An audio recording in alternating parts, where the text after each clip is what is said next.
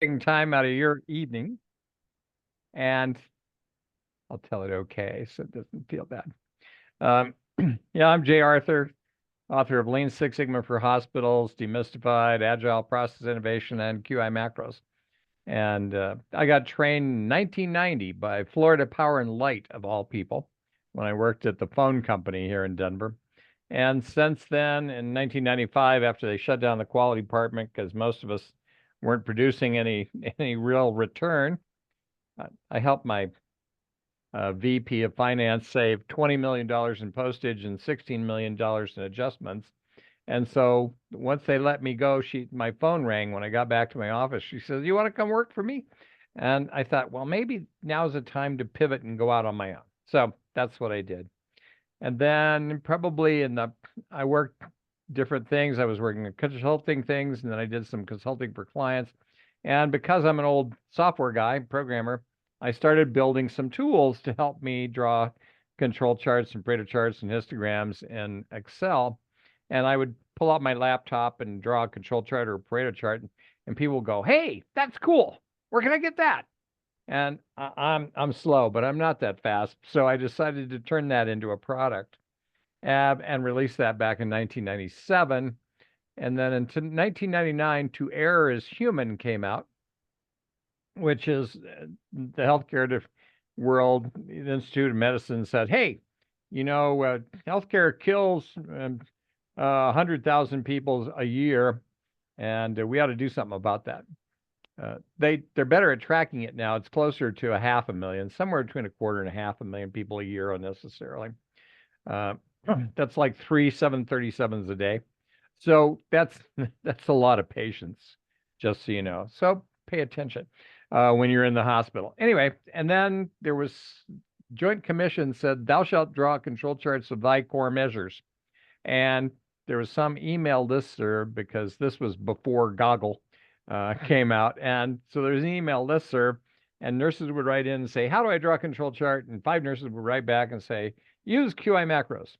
And so that became my love affair with healthcare. I worked with manufacturing and healthcare and, just all kinds of folks all over the country. And so that's where I've been. But along the way, I don't know about you. Um, if you can get the data, the analysis isn't too rougho cruncho most of the time if you have tools to help you do it. But I have found that there are certain things that stand in the way of being able to do that. And this, I think somebody saw one of my posts out there on Instagram or something about the seven deadly sins of data analytics. And this is my first go through. So I'm going to talk to you about what I've observed, and maybe you can mention what you observed. And I'm more than happy to have you chat away if you want to, because these are things that I think are important. But this is kind of maybe the dark side of analysis. So, and one of the guys on my staff, Phil, draws these charts of this little figure, Mr. Excel Head. And so this is Mr. Excel Head explaining what the 7 deadly sins are.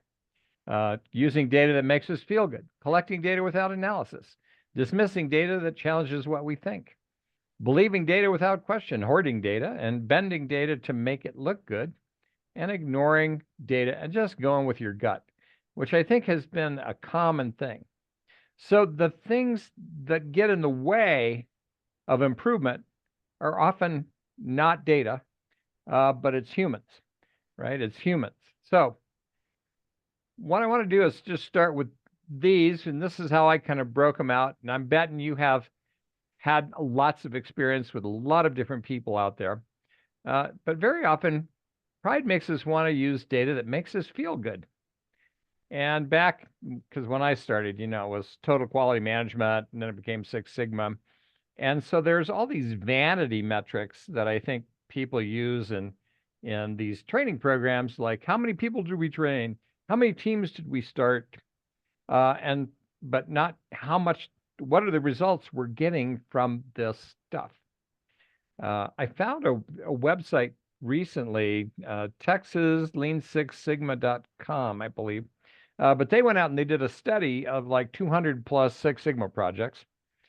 And it turned out that the median return on a Six Sigma project that they measured was 150,000. The average was 500,000.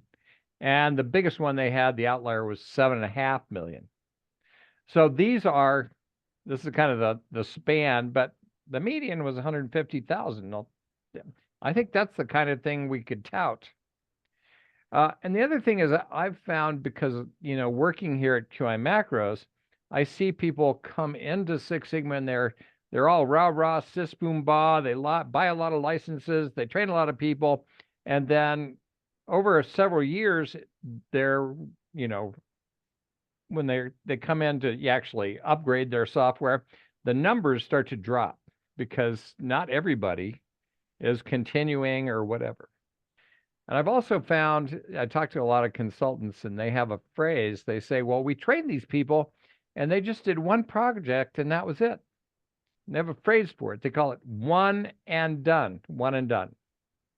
And so that's still pretty sad, I think, in terms of how these things are going forward. So this is just some observations on my part.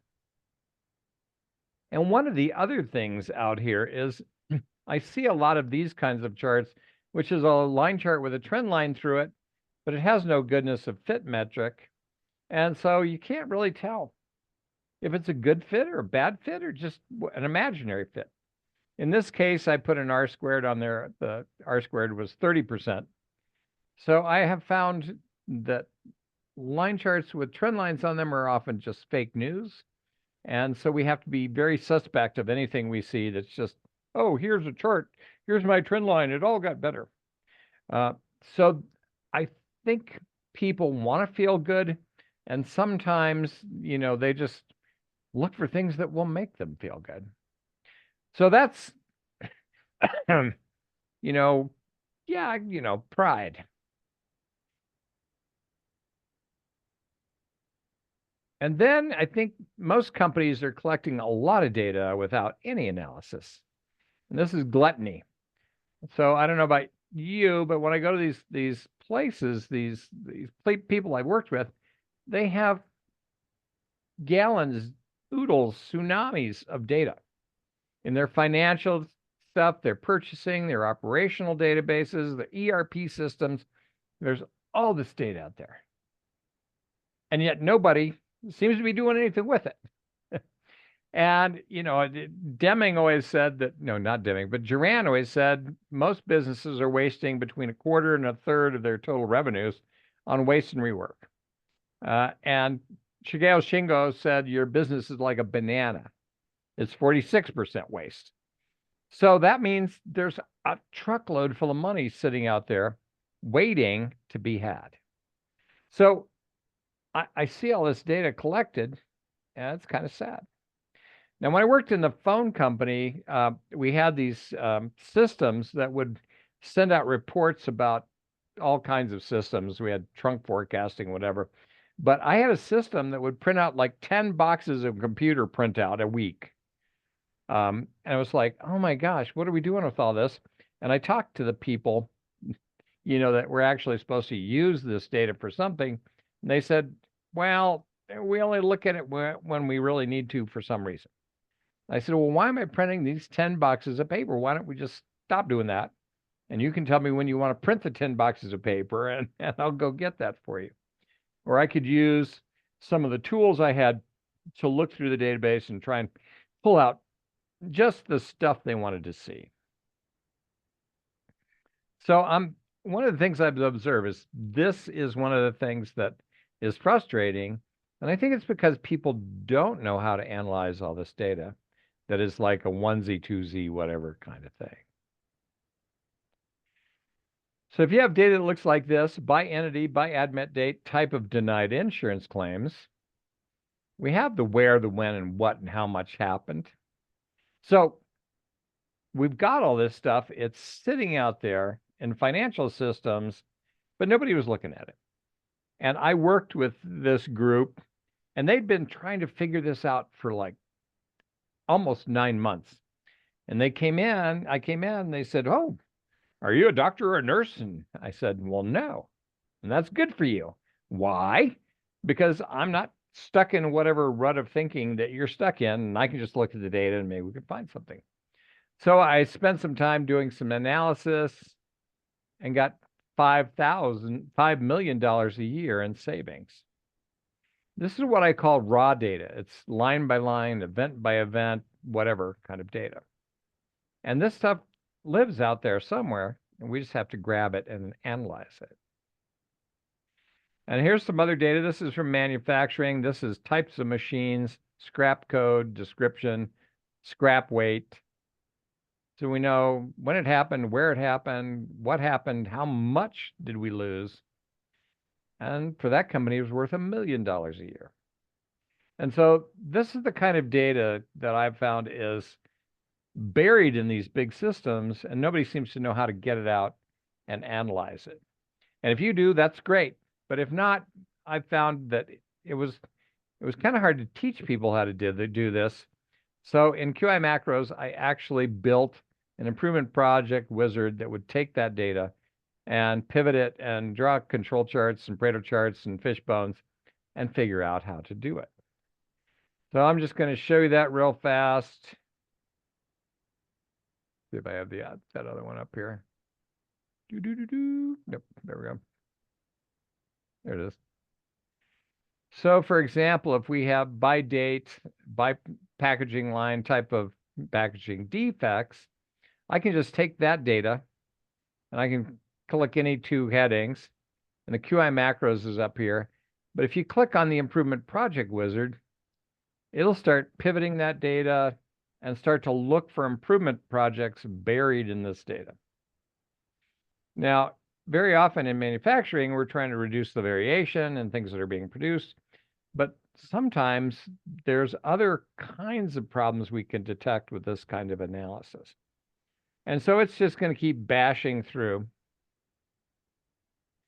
Now, what you see here, this used to take me hours and sometimes days. And so back in 2016, I built the tool into QI Macros. Nobody else does this. So I found a control chart of defects by date, came up with a couple of projects, and it built a high-level Pareto chart. So I always say there's a high-level 80-20 Pareto. And then I take the big bar and I drill down into that, and we get to what I call the 450 rule Pareto. Typically, I found that 4% of what any company is doing is producing over half the mistakes and errors and waste and loss of profit. And so we can just drill down to that.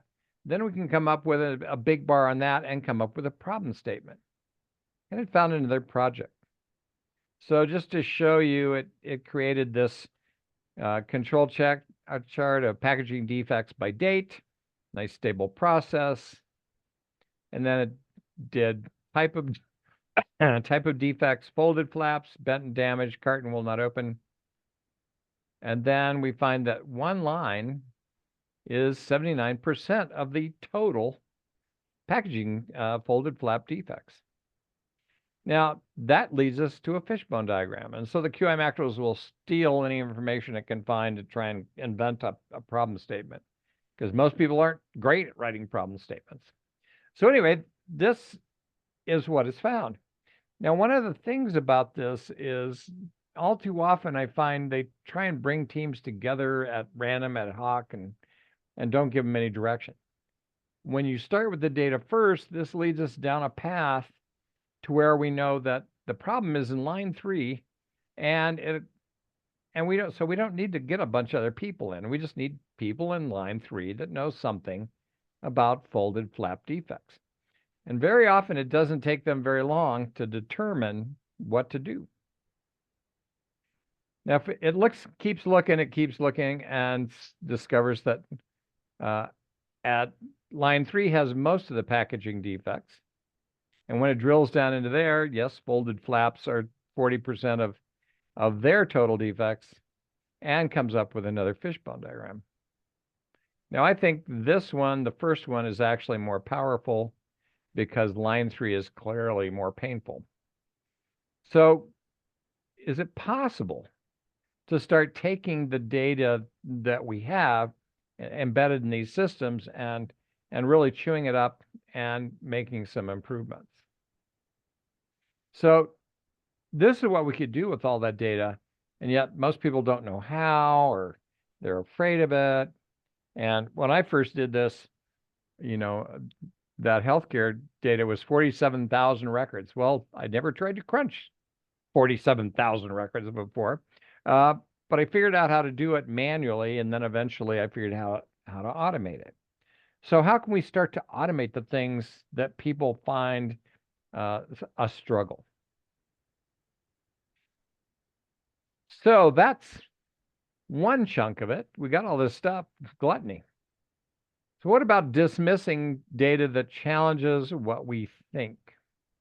I don't know if you've ever been in a training, and we got into this with this one, and I was working on it, and one vice president said, "Well, that's not the right data. That data is not valid." And I said, "Well, do you have better data?" Well, and he kind of ranted and raved and whatever. And so I have found that people don't really want to look bad. That's our next one. But they want to confirm what they know is true. And almost every team I've ever worked with, when we bring them together, everybody has their own delusion about what the problem is. And that's another type of problem, right? And so they don't actually know where to go. So what do I want to do? I want to confirm what I want to believe, and just reject everything else that is against it. So then I come up with, they get mad, don't they? And you may have had this experience. And then there's people who want to believe data without question. They just lust for that kind of data. And I think there's a certain amount of naivete that comes in with that as well. One of the things that I've observed is people always go, "Well, how do we know if we have good data?" And I would say, well, all data is systematically biased to make someone look good. And the good news is that it's systematically biased.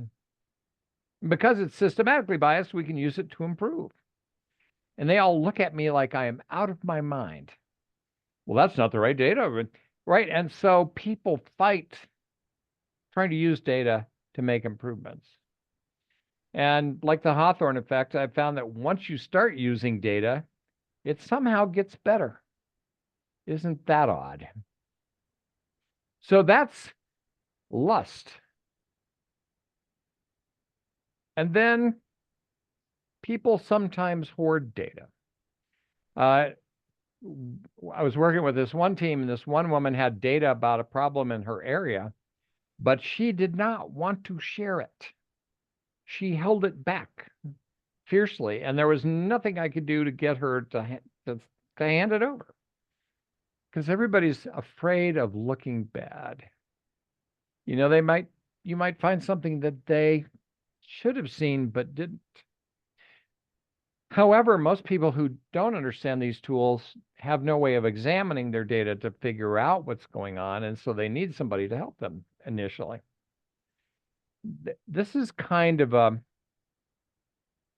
thing that I see often, is people don't want to look bad, and so I'm not going to share my data with you.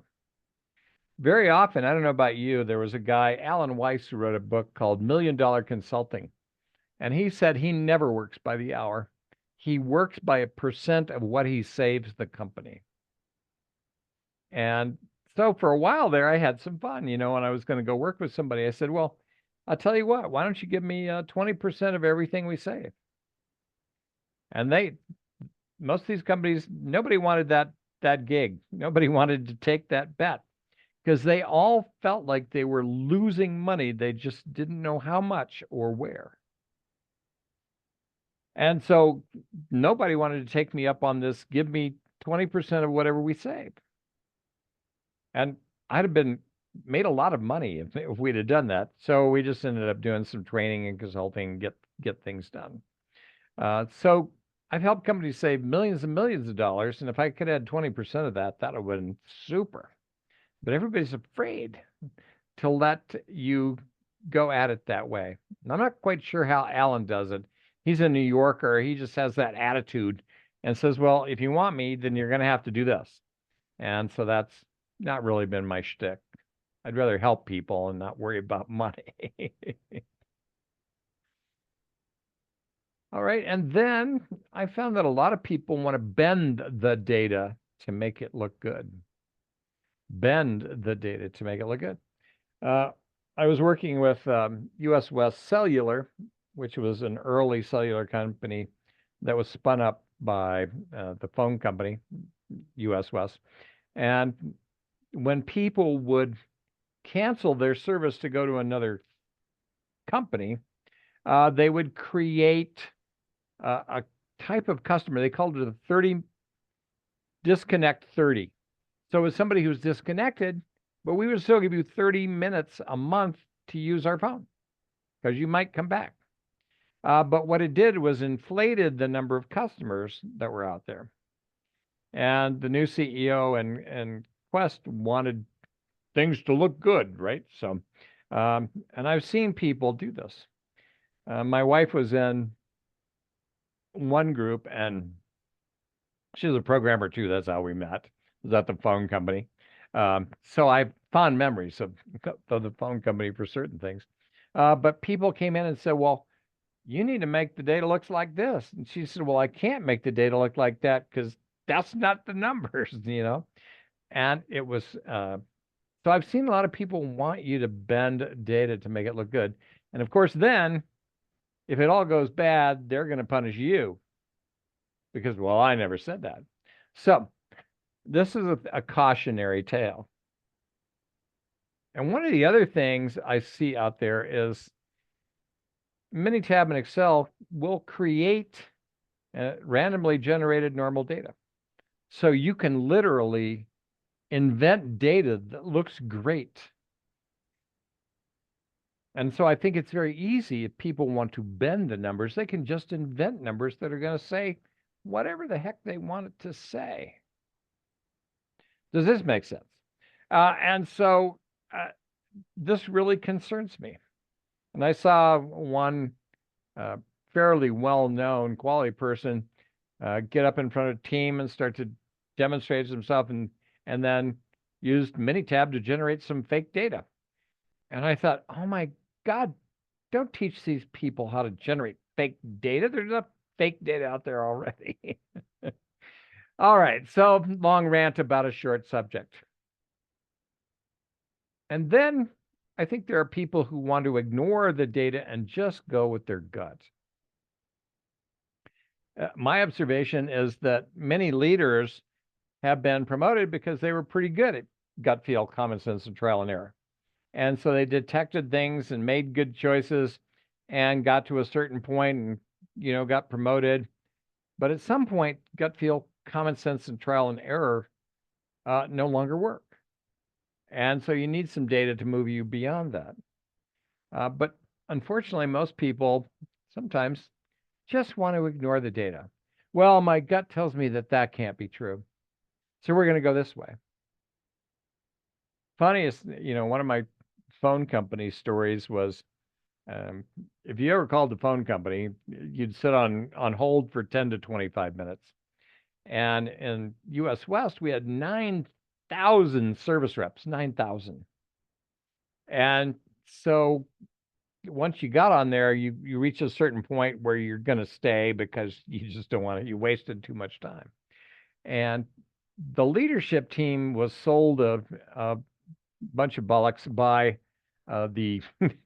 by some firm and said, well, we're going to change the call routing system you have, and that'll simplify and reduce all of your stuff. And so the phone company spent $12 million on a new routing system and implementation to service these 9,000 reps. And call wait times did not change 1 nanosecond. 1 nanosecond. That's like, well, you know, it seems obvious that we just change this and it'll get better. No. on a subsequent note, when I was in the phone company,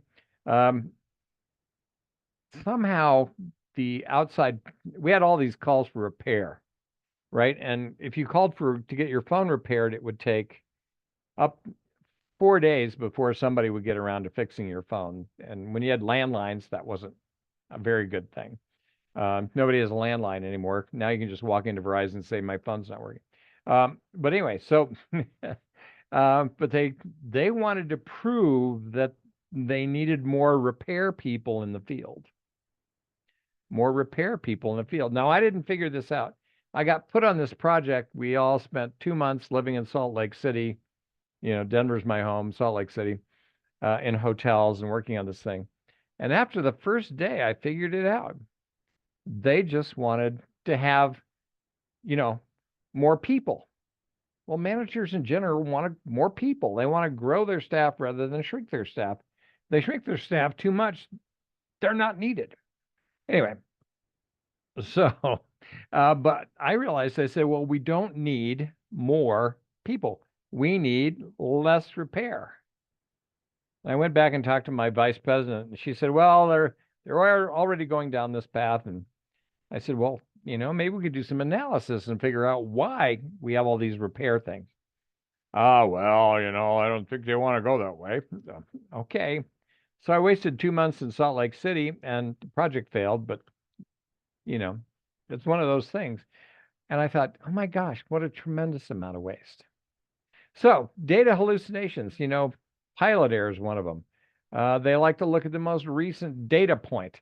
Oh, this number's up and this number's down. And without a control chart to tell you if it's just stable and predictable, you have no idea if that data point's good or bad. You just don't. And the most recent one, why are profits down? Why are profits up? Why is this down? Oh my gosh.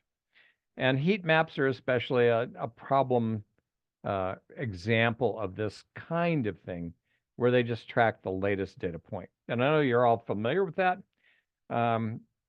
So it's hard to get people to trust data, but sometimes when they do, good things happen.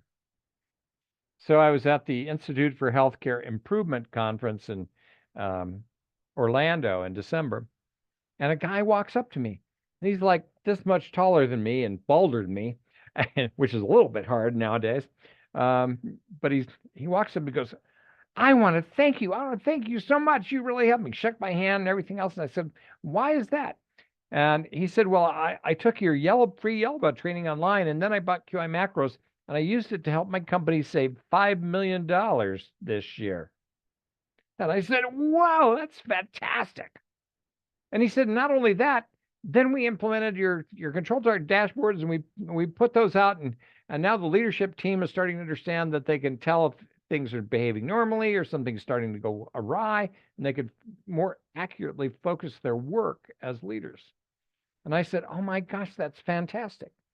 Now, most people are afraid to try and teach their leadership team control charts and get them out of data hallucinations and all of these other things.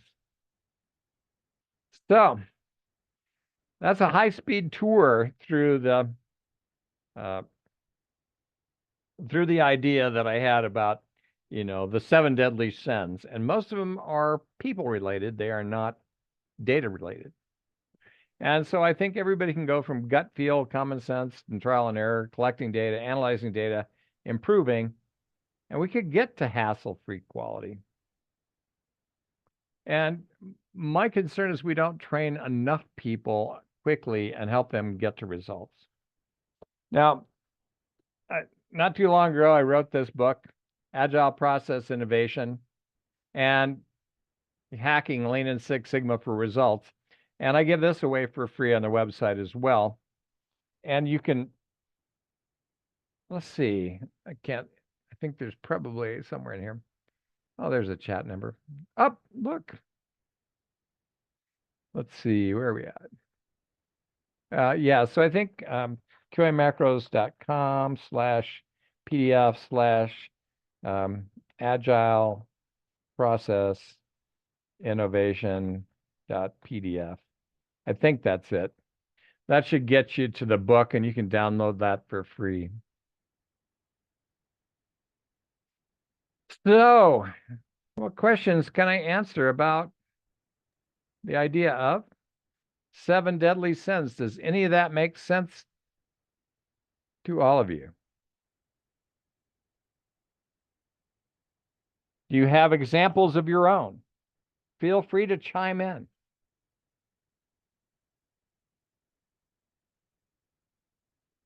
I got a very simple question. Okay.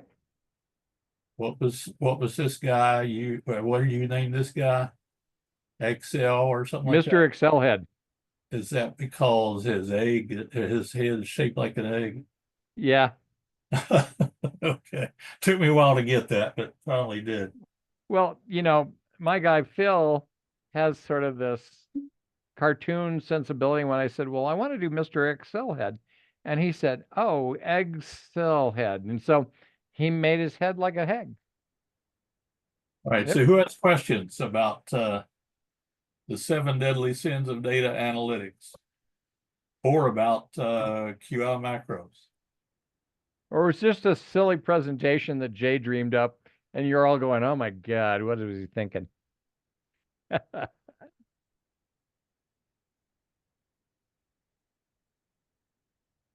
Silence is never golden. Anybody who doesn't have these problems, please tell us how. Or maybe which do you see the most in your organization or previous organizations you've worked with? Envy is very common.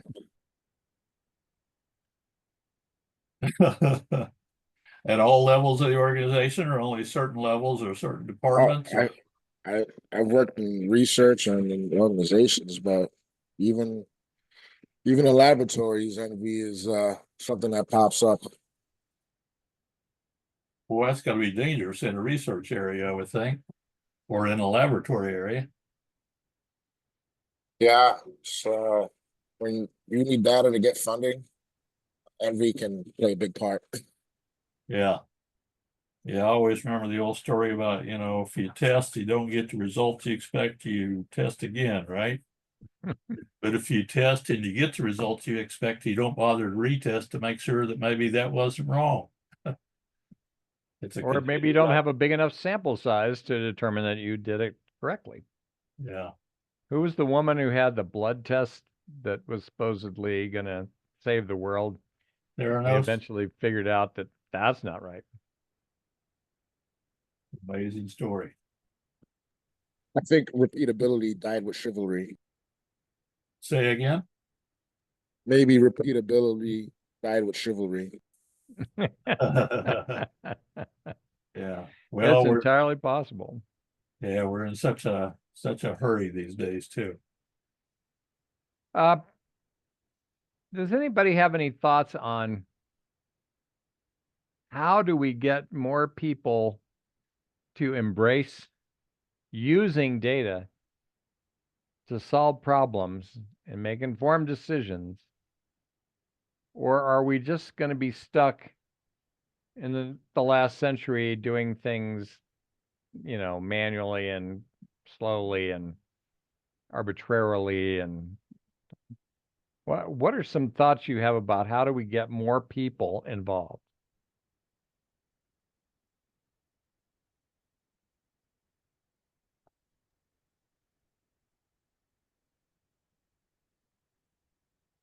Silence is golden again. Yeah, I think one of the things that I've seen is when I go into the meetings with the C-level people, I'm competing against the accounting data. And one thing that gives the perception is since most of the people at that level tend to be accountants or came back from that background, Right. they tend to not really question the integrity of the financial data. But when we start showing the quality data, sometimes it's the quality people that torpedo us because it's the pride, it's the one, and then they like to collect a lot of data to try to find a problem, or they have a Right. solution. They're just looking for what problem they can solve with it. Yeah. Or And- you have a very good one there, which is, I have the solution and I want to prove it. Right. So I want to bend the data and prove that my solution will work. Just like the outside plant guys in the phone company wanted to prove that they needed more repair people. And I want you to find me the data that supports what I want to do. And that's always there's not many ways to fight that except to just say, I don't think I can help you. Well, but to get more people on board, I think the people in the trenches, they try to do what they can, but they tend not to get the direction from the higher ups. It's like, you quality dudes go off and do your thing while we run the business. And so getting the hearts and minds and soul of the C-level, or the whatever you want to call it, the plant manager people, I think is where the real challenge is. And I'm not sure the appreciation is there for what we can do. But when we argue amongst ourselves, I don't see that quite as much with the accounting people. They come in and their numbers at least give the appearance of being rock solid.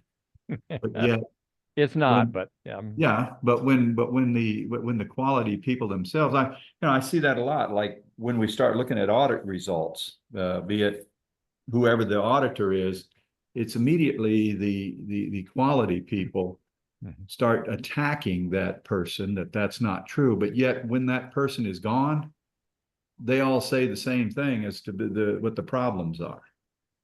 And trying to get the data, as you're trying to do here, come to a common understanding of this is the way we're going to measure. I know that years ago, Motorola, with their little Six Sigma, which wherever they got it from, but anyway, they said that they wanted to look at defects per unit of work, and they wanted to try to break that down so it got very consistent, so we all spoke a common language. The inconsistencies come up when people try to measure the same thing, but they do it in a different way with a different intent or understanding. So, some of your little egghead guy things here are spot on, but I think you said it earlier that some of these issues aren't necessarily the data, it's the communication and how we get the common language. So that when the C-level people, because let's face it, a lot of this stuff's going to be new to them, and they're not Six Sigma-ites. And if you can't dazzle them with brilliance, what do you baffle them with, money. Yeah. You got to show them money. Show me the money. Yeah. I went into a meeting once where I made a statement that we have done an analysis that every change order that we write, a design change order, a manufacturing change order, costs on the average of $1,500, and that's pretty low. Yeah. And I said, and we had 1,000 of them last month. Well, if you don't think that didn't get the attention of the CFO, I got news for you. And to your point, trying to talk, and there's another statistic that we don't study that much, and I call it S double bar. And what that is a dollar sign. S double bar. I like it. Well, a lot of people have a hard time translating what they've improved into dollars, and I think that's an important thing.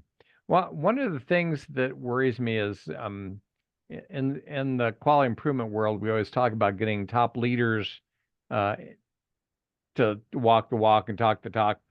But very often the leadership team turns over every 3 years. So it's almost impossible to really get a sustained thread running through an organization. However, I have found that inside of companies, there's always an informal leader. There's some little hub somewhere in various places the John or Susie that everybody goes to ask well, how do we do this and how do we do that? And if that person starts to use data to analyze things and improve things, that little hub with all of their spokes start to do a better job, but it creates an environment where that informal leader is leading quality. And then sometimes what happens is the leadership team goes, hey, John or Susie is really kicking ass down there. What are you doing? And then you can go talk to the leadership team about it. One of the back in, the Florida Power and Light way back when won the Deming Prize for quality in, I think it was 89. And so they were really aggressively going about improving and reducing outages and power outages and things of that nature. And then they had a new leadership team come in and threw out all the quality improvement stuff.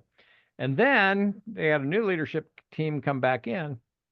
But rather than try and reboot their quality effort, one guy I know, Joe Farina, said, well, what I would do is I would just go around to the various districts and, say, well, are you having any problems? And Dade County or someplace, right? And he'd say, well, we're having outages in this one certain area. He said, well, would you like me to look into it? Well, yeah, go look into it, right? And he'd go gather some data and then get some teams together and figure out what's going on. And so there were things like tree frogs would get into the transformers and short them out. And so they had to frog-proof the transformers. But what happened, his approach to it was, well, here, let me help you. And then by helping that person be successful, and he'd help another one, and he'd help another one, and all of a sudden the other vice presidents would start to look stupid, and they would come to him to have him help them do the things. And so I think there's a quiet and insightful way to help that happen, and start working and creating those little informal leaders, because those people are going to be there forever or until they retire. And the leadership team can change, but then so what, right? We're just going to keep doing the right thing and using data to do it. And nobody notices when something doesn't go wrong. They only notice when it does go wrong. And I think that's an opportunity for a lot of us to, shine. Sorry, long rant. That help at all? Yeah, I think it really brings attention to the Gemba as a tool, like being in the place and really observing what's really going on. And sometimes upper level, they're kind of lazy. They're like, they're kind of in their office chair and just want results. And Well, I think they have death by meeting. I had 8 meetings today. What did you get done? Nothing. Why? Because I had all these meetings. Yeah. Right. It Hey, takes what- some special talent to go out and get around. Dave, what impact do you think AI may have in this area? I don't know. I think it's still too early to know. I think AI helps certain things, and I think it doesn't help other things. And humans and leadership are not AI relatable, right? AI can gather data, look at things, come up with things. But if you don't want to believe the data, yeah, so what? Well, And I AI is just also don't know. Go ahead. Oh, sorry. I was saying also AI is susceptible to hallucinations also. So Oh, yeah, sometimes AI just makes up data. sure. Well, it was curious. I was testing the Johnson transformation. I couldn't find any data for, I think, the SU transformation. And so when my guys went out to AI and asked it to create a data set that would end up being used with the SU transformation. And it gave us like 1,000 data points, and then we could test that. And yes, indeed, it did do the SU transformation. And I thought, well, look, I got a new little helper who can help me build data that makes some sense, because I had no idea how to get to that, but it built it for me. What? That's just shocking, I think. Anyway, so there's handy things, and I don't think it's going to spontaneously transform everything, but I think it's going to help in many ways, and we probably don't know how it's going to hinder things. And you also pointed a good point, which is that AI can only be as good as the data it's using. And if that data is crap, you're going to get crap out, right? Garbage in, garbage out. Yeah, I'm just thinking about the little demo you did a while ago where, you had some data and you had Right. You had QI macros do an improvement analysis and generate Paretos and fish bones and so on. And it seems to me that if we can somehow get something similar to that, using some of Sure. the tools to where the information is analyzed, at the right frequency and outputs recommendations or problem areas or whatever, that can cut through some of the problems of people that are afraid of data or anyway. Well, I think of the Improvement Project Wizard as a form of programmatic AI. It's not going to learn anything, but I've taken my process for analyzing data and creating improvement projects from all this raw junk and automated it. So it's programmatic artificial intelligence. And then once we get people using it, then they can go on and do even more important things, I think. But I think AI, again, is going to, this is going to be a journey. This is going to be a learning event. I think we're all learning. Anyone else have any questions, comments? Excellent presentation. Well, I'm glad it helped. It was my first run through, and it was just kind of an adventure. And most of the time, I'm talking about how do you analyze data, but where does it go wrong? And I haven't really spent a lot of time on that. So I thank you all for sharing your time and thinking about this. And let me know what you think. And you can always, again, on our website, or you can go out to me. I can get down here somewhere. Oh, fudge. I have to go down to the last slide. Yeah, don't go too fast. I think it dropped out. It did. There you go. All right. So you can reach out to me. I'm jay@qimacros.com. You can get the Agile Lean Six Sigma book from here. We do have a free Lean Six Sigma Yellow Belt training out there. I charge if people want to take the test and get certified, but you don't have to do that. The training's out there. And the one guy who saved $5 million used that training. And this training is also, the certification is also free to all U.S. military.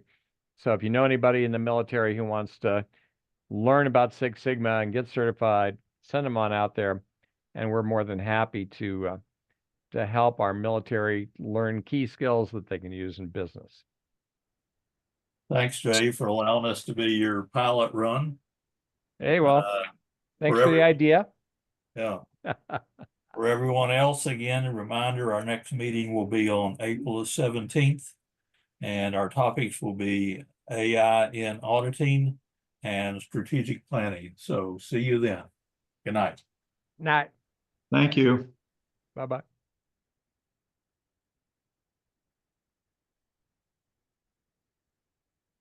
Hello, Jay. Yes, I had a question about the QI Macros software. sure. Let's say, how much is that of investment would that software be for individuals or versus businesses? Like, if someone wanted to try it out. Yeah, see, you can just go out to our website, qimacros.com/discounts. It's $375 for a single person, and then it gets less expensive when you buy more. Is there tutorials associated, I would assume? I'm sorry? Tutorials would be associated with the purchase of the software? Oh, yeah, we have endless free training online.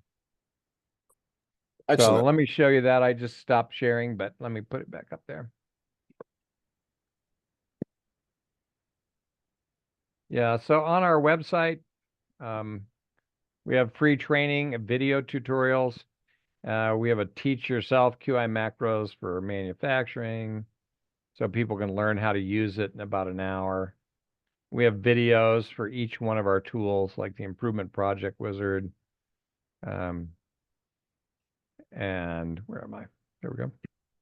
So the yellow belt training, the green belt training, the agile training. And How well does it work with Excel? what? So how well does QI macros work with Excel? Yeah, so QI macros just sits on top of Excel. All right. We add a menu to that. And so then all you have to do is select data with your mouse. This is how we differ from Minitab. And Minitab just went from shared pricing to seat licensing. And there's a shocking number of people who want to find an alternative to Minitab. But anyway, so the idea is you just select it with your mouse. If you know what you're doing, you could come select an X bar R chart. And again, programmatic AI, I have a control chart wizard that will look at that data and say, that must be 4 samples per subgroup. That must be an X bar R chart. And it'll go figure that all out. And Excel's whining because I don't know why I keep getting this. This is a Windows bug that they haven't fixed yet, which is annoying. And it's doing some other things as well. So it'll go draw an X bar R chart. It'll also split it out into all 5 columns and see if there's something going on in there. And then we have a series of templates that you can use where you can just take data and drop it in and just keep adding data to your chart, and it'll keep growing the chart for you. So it just sits on top of Excel. So we have capability studies and things like DOE and Gauge R&R out here. We have lean tools. I have an automated fishbone diagram. Basically, you put in your problem statement, your YYYs, click on create fishbone, and it'll create your fishbone for you. Then you can circle any root causes. So there's hundreds of tools in here, not just a control chart or Pareto chart and whatever. Lots of It things seems out here. robust. What? It seems robust from what I'm looking at. Oh yeah, it's very robust nowadays. And you can always compare us to Minitab, but we do most of what Minitab does for a fraction of the price. So down here under QI macros, you can look at our software comparison. And we compare ourselves against lots of folks out there. And you can walk through the Minitab comparison, anybody else that's out there. So instead of $1,851 a year, you can get us for perpetual for $375. So it's very affordable, and you'll save a lot of money doing that. So that's one of the big things I think that's going on in the world in terms of people questioning whether they should spend all that money on Minitab.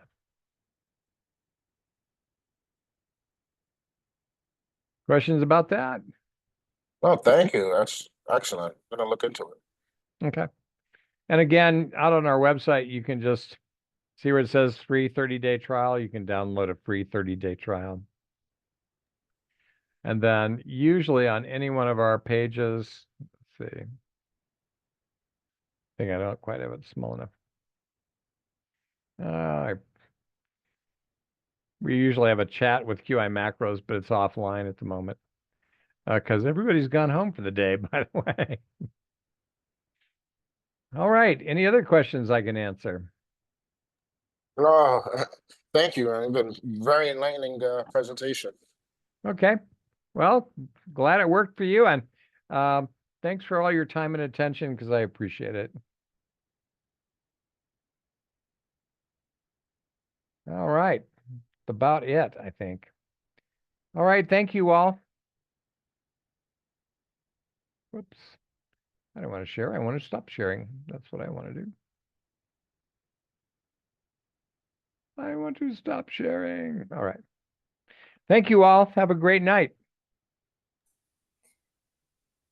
Thank you.